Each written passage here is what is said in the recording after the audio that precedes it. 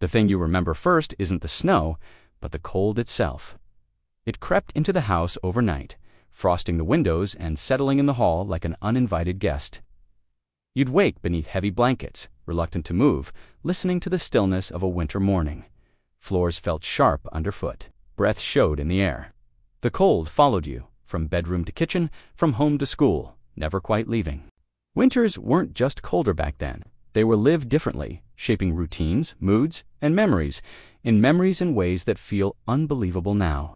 And that lingering cold is where our story begins. By the early 1960s, Britain was looking forward, but still living with habits formed years earlier. The war was over, yet its lessons lingered in cupboards, wardrobes, and daily routines. Nothing was wasted, nothing rushed, and winter was treated with respect. You prepared for it, because it arrived every year and stayed. Homes were built for thrift rather than comfort. Thick walls, narrow rooms, and small fireplaces meant warmth gathered in one place, usually where the family sat together.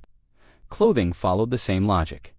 Layers mattered. Coats were sturdy, jumpers dependable, and shoes chosen to last, not impress. Getting dressed was part of the day's planning, not an afterthought. Daily life adjusted itself to the season. Mornings started slower. Evenings closed in earlier. People timed shopping, visits, and journeys around daylight and weather, accepting limits rather than fighting them.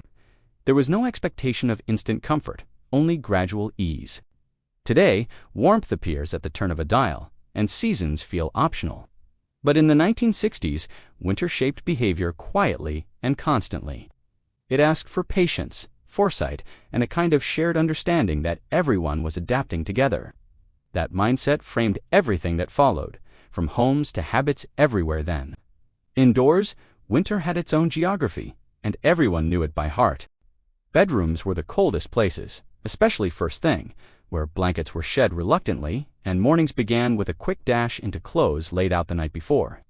You learned to dress without dawdling, fingers stiff, breath visible, radio murmuring softly in the background. Downstairs felt different. Warmth gathered where people did. A single living room became the heart of the house. Chairs angled just so, curtains drawn early, lamps casting soft pools of light. Thick jumpers were pulled on automatically, not because anyone said so, but because that was simply what you did. Evenings followed quiet rituals. Homework at the table, gentle chatter, the familiar creak of floorboards as someone fetched something forgotten. Kitchens carried their own comfort. Steam on windows, the clink of mugs, the smell of something warming on the stove. You lingered there longer than necessary, hands wrapped around heat, conversations drifting easily. There was closeness in these moments, physical and emotional, born from shared necessity. None of this was planned or recorded. These habits weren't written down, they were simply understood. Families moved together through winter, unconsciously adjusting to its demands. And it was inside these small, ordinary routines that the season left its deepest impression, shaping how warmth, home, and togetherness were quietly defined before stepping back out into the cold. It prepared everyone for mornings beyond the front door, where winter waited patiently, unchanged, ready to shape the day ahead again outside. Stepping outside in winter meant entering a different world altogether. Mornings were darker, quieter, the air sharp enough to wake you fully before the day had even begun. School journeys started early, collars turned up, hands tucked away, feet learning where pavements dipped and froze. You walked carefully, not dramatically, just aware. Streets felt hushed. Sounds traveled differently in the cold. Footsteps crisp, doors closing softly, buses approaching with a distant hum. Frost and snow weren't events. They were conditions. You adjusted your pace, chose familiar routes, accepted delays without complaint. Children adapted quickly, finding their own rhythms, while adults simply got on with it. Playgrounds looked bare, but they were rarely empty. Games changed with the season, movement smaller, laughter visible in the air. Teachers ushered everyone inside with practiced calm. Coats hung to dry, routines resuming as if nothing unusual had happened. Cold was part of the background, not a headline. Neighborhoods moved differently too. Fewer lingering chats, more purposeful nods, shared understanding without words. Shops opened later, closed earlier.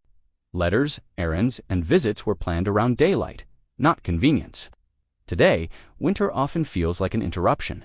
Back then, it was a setting. Life continued within it, shaped but not stopped. And as people returned home at dusk, faces flushed and hands tingling, that familiar doorway offered relief, leading back to the warmth that defined winter evenings indoors. By nightfall, the streets emptied early, leaving lamps glowing and households retreating inward, ready for another long, cold night ahead. Looking back now, it's clear the cold taught lessons no classroom ever could. It slowed life down gently but firmly, reminding people to wait, to prepare, to notice one another. Winter evenings drew families closer, not through effort, but necessity, turning shared spaces into places of quiet conversation and comfort. There was patience in those months, learned through repetition. You waited for rooms to warm, for daylight to return, for seasons to pass. And in that waiting, you learned resilience, without ever naming it. Neighbors checked in subtly, routines aligned, and a sense of togetherness formed without announcements or fuss. Today, comfort arrives instantly, often unnoticed. But back then, warmth felt earned, and that made it meaningful. Those winters shaped attitudes toward family, time, and gratitude in lasting ways. The cold wasn't something to defeat, it was something to live alongside, quietly teaching appreciation for generations who still remember it. Today, our houses are warmer, our mornings quicker, and winter rarely reaches us indoors. We move through the season almost unchanged, buffered from its demands. Nothing about that is wrong, but it is different. In the past, winter shaped our days and drew us inward together. Perhaps something small was lost when the cold disappeared. Those memories matter. They remind us who we were, how we lived, and why those winters are worth remembering today.